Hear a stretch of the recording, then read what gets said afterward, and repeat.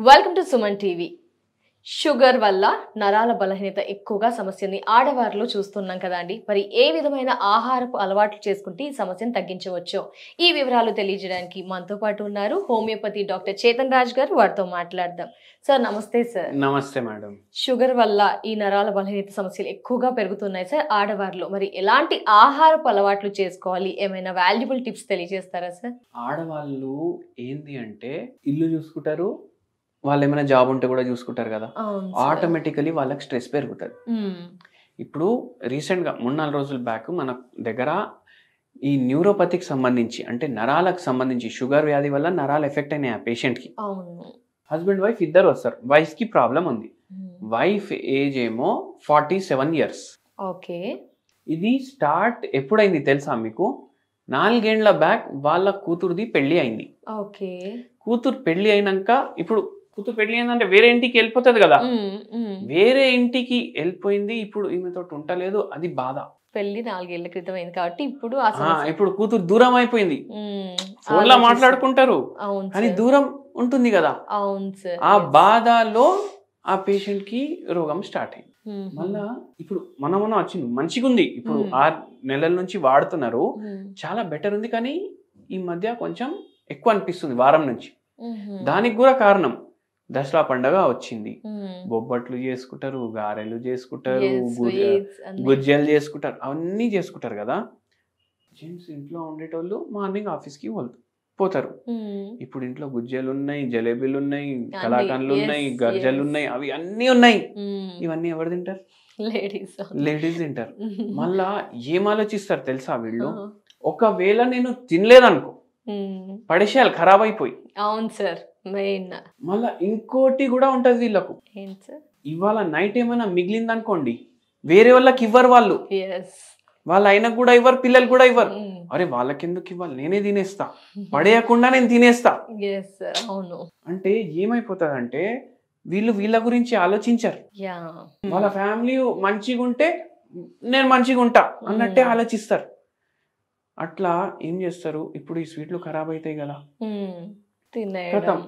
అయితే వాళ్ళ ఆయన చెప్తున్నారు 3 రోజుల్లో 1 కిలో స్వీట్లు మొత్తం సాఫ్ అయిపోయినాయి ఇంట్లో అనేసి అంటున్నారు. ఎందుకమ్మా అంటే మళ్ళా వేస్ట్ అవ్వడం ఎందుకు అనేసి చెప్తున్నారు.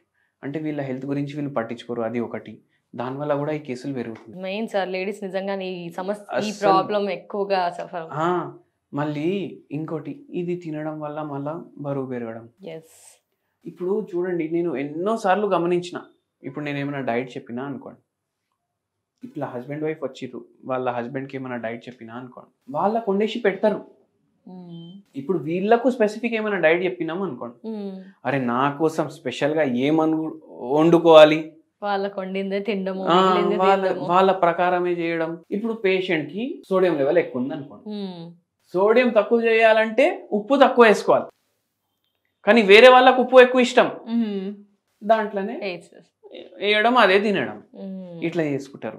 అయితే ఏంటంటే ఇవి మెయిన్ ప్రాబ్లమ్స్. అందుకే ఆడవారిలో సమస్య రోజుకి పెరుగుతుంది.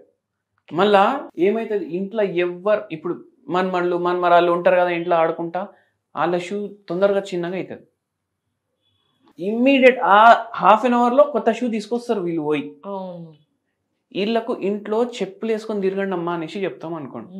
ఇప్పుడు నా కోసం చెప్పులు కొనాలన్నా మళ్ళా దానికి 700-800 అట్లా ఏమవుతుంది, ఏమైనా గుచ్చుకున్నా అల్సర్ అయిపోతుంది, డయాబెటిక్ ఫుడ్ అయ్యే ఛాన్స్ వీళ్ళకు పెరిగిపోతుంది. అయితే వీళ్ళకు డయట్ నేను చెప్తా, ఇప్పుడు వాళ్ళు పాటించాలి. ఎందుకు? వాళ్ళ గురించి ఆలోచించాలి. వాళ్ళ గురించి ఆలోచిస్తే వాళ్ళు హెల్దీ ఉంటారు. వాళ్ళు హెల్దీ ఉంటేనే మొత్తం ఇల్లు హెల్దీ ఉంటది. కానీ వాళ్ళ గురించి వాళ్ళు ఆలోచించుకోరు. అయితే ఏం చేయాలంటే ఫస్ట్ కర్రీలు, ఇప్పుడు మీకు మాకు ఇది నచ్చదు, ఇది వండకు అని చెప్తే కూడా వినకండి. మీరు ఇది తింటే మీ హెల్త్ బాగుంటది కదా, దాని అర్థమైంది మొత్తం ఇంట్లో తింటే వాళ్ళ హెల్త్ కూడా మంచిగా ఉంటది.